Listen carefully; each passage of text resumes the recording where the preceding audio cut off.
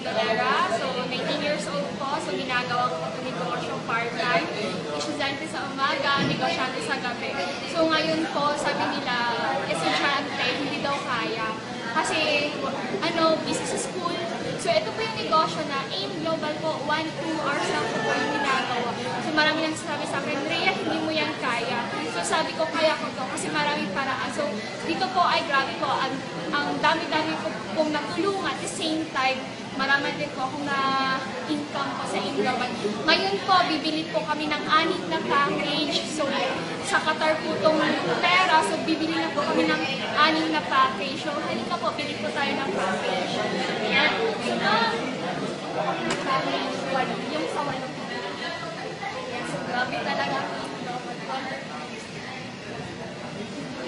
Ayan. So, magbibilang na po ako. So, ito po, 6 na package. Almost 48,000.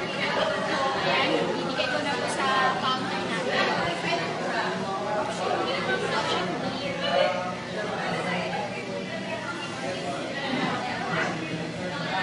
So, grabe talaga ang AIM Global. So, kung ikaw dyan, so, dapat mag-AIM ka na din. Kasi, estudyante ka man, negosyante ka, empleyado ka, pwede mo din gawin.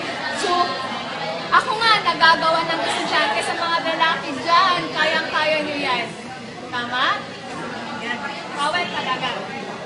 Grabe, oh. Qatar. So, grabe. Power. Wala ko. Speechless po ako ngayon.